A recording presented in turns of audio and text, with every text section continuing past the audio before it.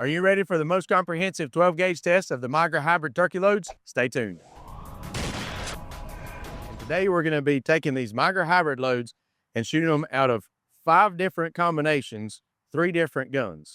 If you haven't seen these new Migra loads, there's a 417 total pellet count, 217 number 5 nickel-plated lead with 200 number 9 shot tungsten with an average 17 grams per cc pellet density. Hopefully you've already seen our 20-gauge Migra testing video. Those results were really interesting. Let's get to shooting. Today we've got 2 guns with red dots, and we just sighted them in at 20. I mean, we should be on paper, but being right in the turkey's head, not 100% sure, so we may have to adjust them. First up, we have the Winchester SX4, topped with a Burris Fastfire E red dot, and in the end, we have a Jebs 650 choke.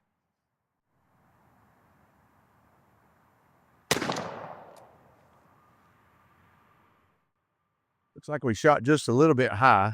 We'll go check it and see. Yeah, the pattern looks like we were a little bit high. Couple flyers down low, but nothing too much. If we adjust that down just a little bit, I think we'll be right on. So this one did shoot a little bit high, but we were able to get a good 10-inch circle. And we got almost half of that pattern in that circle, 194 pellets. Next up is the Spandau S2 with the Trulock 650. You may have already seen the 20-gauge version of this gun, and today we've got the 12-gauge out. We've got this one topped with a Vortex Viper.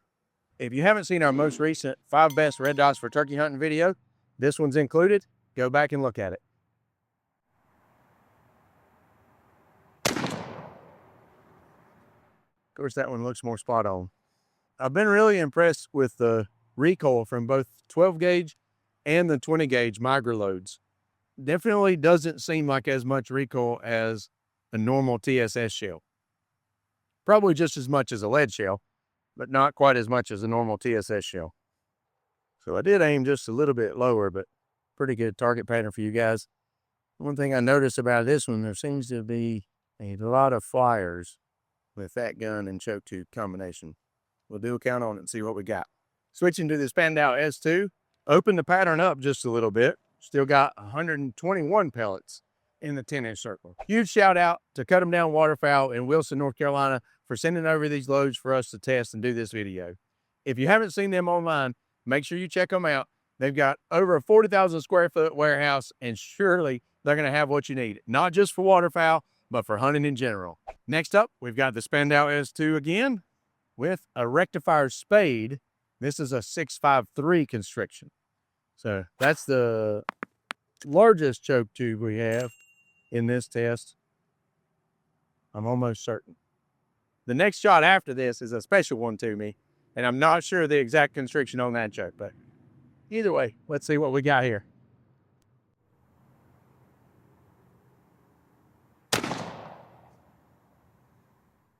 That one looks a little bit better from here. Yeah, that pattern definitely looks better.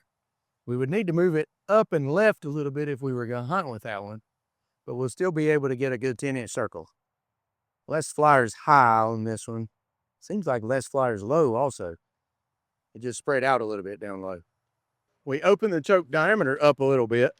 Pattern was still kind of large at 40 yards, and we got 138 pellets. I said at the beginning we would have 5 shots, but we're only going to have 4. I was thinking we had 2 chokes for the Winchester SX4, but we only had 1. So our last shot is going to be with my original, this is the gun I killed my very first turkey with, a Mossberg 835, and it has a Primos Undertaker choke in the end of it. I was also slightly mistaken in that the Rectifier choke may have been our largest bore size, but this one says it's a 705 inside diameter. I'll be very interested to see as we open this up quite a bit more how it ends up patterning. No red dot, straight bead.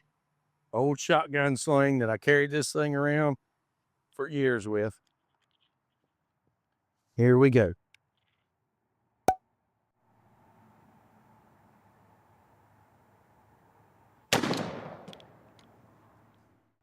Pattern looks good already from here. Let's go see what it looks like down there.